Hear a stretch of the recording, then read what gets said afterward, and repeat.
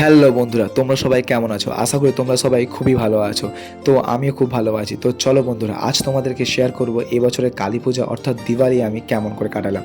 তো প্রথমেই বলি বন্ধুরা, অন্যান্য বছরের মতো এবছরও আমাদের পাড়ায় অনুষ্ঠিত হয়েছিল আমাদের কালী পূজা, যেটি এবারে 30 বছরে পা দিয়েছিল।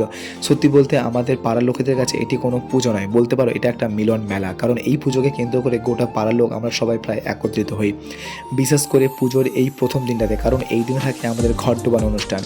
তো তোমরা সবাই দেখতে পাচ্ছ বন্ধুরা, পাড়ার লোক সবাই সেজে গুজে এক ফোঁটা মুখে হাসি আর আতশবাজি নিয়ে আমরা রেডি থাকি কখনো আমরা ঘট ডোবাতে যাব।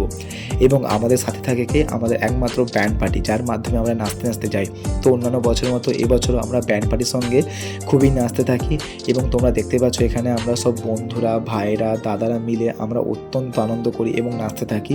এবং আমাদের পাশেও নাচতে থাকে আমাদের পাড়ার বোনেরা, দিদিরা, জেঠিমারা, কাকিমারা, এবং এরাও সত্যি বলতে ওরাও খুবই আনন্দ করে। কারণ আমাদের সবার কাছে এটা কোনো পুজো নেই, বলতে পারো পুজোর থেকেও অনেকটা ভালোবাসার জায়গা। তো অন্যান্য বছরের মতো এবছর আমরা ঠিক একইভাবেই ঘর ডুবিয়ে আমরা আসতে থাকি। এবং আসার থেকে তোমরা দেখতেই পাচ্ছ একজন বৌদি এবং ঠাকুরমশাই সেই ঘরটি নিয়ে আসছিল, কারণ এই ঘরটাই আমরা মেন মায়ের কাছে বসাবো, কারণ এটাই আমাদের মেন ঘর। তো সত্যি বলতে বন্ধুরা, কালী পূজা শুধু ব্যান্ড পার্টির সামনে নাচলে কেমন লাগে, একটু তো বক্সের সামনে নাচতেই হবে, কারণ দিওয়ালি বলে কথা।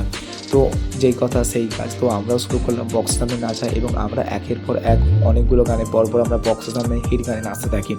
তো এদের সঙ্গে নাচার পর বন্ধুর সঙ্গে আমাদের পাড়ার বোনরা রিকোয়েস্ট করলো যে তাদের সঙ্গে একটু নাচতে, তো আমি তাদের সামনে একটু নিচে ক্যামেরা করলাম।